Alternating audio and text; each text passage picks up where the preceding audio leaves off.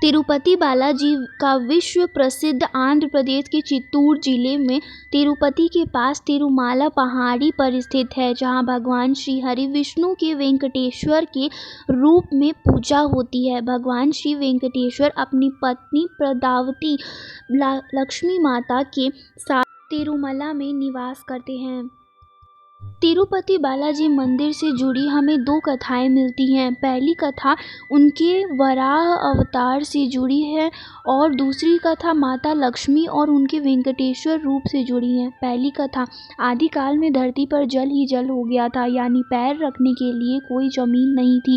कहते हैं ऐसा इसलिए हुआ था क्योंकि पवन देव ने भारी अग्नि को रोकने के लिए उग्र रूप से उड़ान भरी थी, जिससे बादल फट गया था और बहुत बारिश हुई थी और धरती जलमग्न हो गई थी। धरती पर पुनः जीवन का संचार करने के लिए श्री हरि विष्णु ने तब अपनी अवतार वराह अवतार लिया। उन्होंने अपनी इस अवतार में जल के भीतर की धरती को ऊपर तक अपनी तुस्क का प्रयोग करके खींच लिया। इसके बाद पुनः ब्रह्मा के योगबल से लोग रहने लगे और आदि वराह तब बाद में ब्रह्मा के अनुरोध पर एक रचना का रूप धारण कर लिया और बेहतर आधे 4 हाथों वाले भूदेवी के साथ कृतजला विमान पर निवास किया और लोगों को ध्यान योग और कर्म योग जैसे ज्ञान और वरदान देने का फैसला किया। इस तरह पहली कथा समाप्त होती है और दूसरी कथा कलयुग के प्रारंभ होने पर आदि वराह वेंकटाद्रि पर्वत छोड़कर अपने लोक चले गए, जिसके चलते ब्रह्मा जी चिंतित रहने लगे और नारद जी से विष्णु को पुनः लाने के लिए कहा। नारद एक दिन गंगा के तट पर गए, जहाँ पर ऋषि इस बात को लेकर भ्रम में थे कि इस यज्ञ का फल त्रिदेवों में से किसे मिलेगा। नारद जी को उनकी शंका समाधान हेतु भृगु को यह कार्य सौंपा। भृगु ऋषि सभी देवताओं के पास गए, लेकिन भगवान शिव और विष्णु जी ने उनकी बात पर ध्यान नहीं दिया तो क्रोधित हो गए।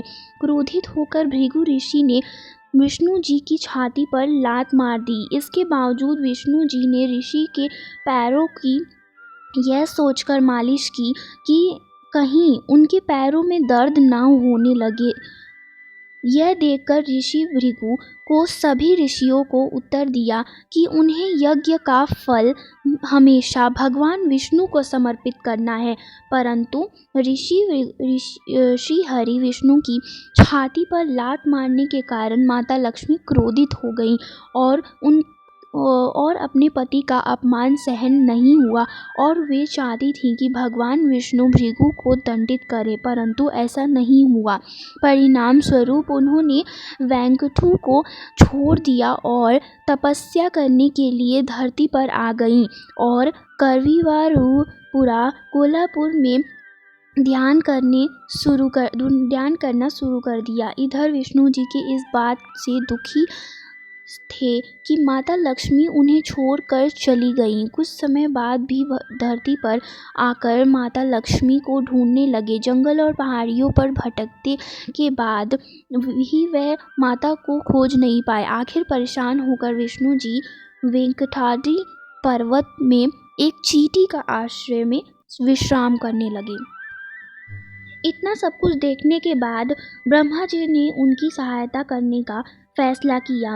वे गाय और बछड़े का रूप धारण कर माता लक्ष्मी के पास गए। देवी लक्ष्मी ने उन्हें देखा और उस वक्त के शताशी शासक चोल राजा को उन्हें सौंप दिया। राजा ने उसे चरवाही को सौंप दिया, परंतु वह गाय सिर्फ विष्णु जी के रूप श्रीनिवास को ही दूध देती थी, जिस कारण चरवाहे ने उस गाय को मारने का प्रयास किया। तब श्रीनिवास ने चरवाहे पर हमला किया और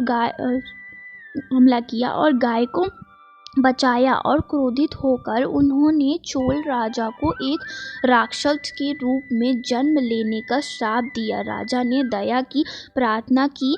तब श्रीनिवास ने कहा कि ये राजा को दया तब मिलेगी जब वह अपनी बेटी प्रशावती का विवाह मुझसे करेंगे। जब यह बात देवी लक्ष्मी प्रशावती को पता चली तो वह वहाँ आई और तब उन्होंने श्री हरि को पहचान लिया और जिसके बाद उन लोगों का मिलन हुआ और वह एक काले पत्थर में बदल गए। फिर ब्रह्मा जी और शिव जी ने हस्तक्षेप करके लोगों को इस अवतार के उद्देश्य से अवगत किया। कहते हैं कि किसी काल में श्री हरि विष्णु ने वेंकटेश्वर स्वामी के रूप में अवतार लिया था। यह भी कहा जाता है कि कलयुग के कष्टों से लोगों को बचाने के लिए उन्होंने यह अवतार लिया था। इसलिए भगवान के स्वरूप में माँ लक्ष्मी भी समाहित हैं। इसलिए यहाँ बालाजी को स्त्री और पुरुष दोनों के वस्त्र पहनाने की यह परंपरा है। बालाजी को प्रतिदिन नीचे धोती और ऊपर साड़ी से पहनाया जाता है और सजाया जाता है। बाल दान देने के पीछे यह कारण था कि भगवान वेंकटेश्वर कुबेर से लिए गए ऋण को चुकाने के लिए। कथा अनुसार जब भगवान वेंकटेश्वर का पद्मावती से विवाह हुआ था तब एक परंपरा थी, वर को शादी से पहले कन्या के परिवार को एक तरह का शुल्क देना होता है, लेकिन भगवान वेंकटेश्वर से ये शुल्क दान करने में असमर्थ थे। इसलिए उन्होंने कुबेर देवता से ऋण लेकर पद्मावती से विवाह किया था और वचन दिया था कि कलयुग के अंत तक वे कुबेर का सारा ऋण चुका देंगे। उन्होंने देवी लक्ष्मी की ओर से वचन देते हुए ये भी कहा था कि जो भक्त उन्हें ऋण लौटाने में मदद करेगा वे देवी लक्ष्मी उन्हें उनका 10 गुना ज़्यादा धन देंगी। इस कारण तिरुपति जाने वाले विष्णु भगवान पर आस्था रखने वाले भक्त बालों का दान कर भगवान विष्णु का सिर चुकाने में उनकी मदद करते हैं। इसी तरह और भी आस्थाजनक बातें जानने के लिए हमारे चैनल को लाइक एंड सब्सक्राइब करना ना भूलें और भी अनोखी और आस्थाजनक बातें जानने के लिए हमारे चैनल से जुड़े रहें। धन्यवाद दोस्तों।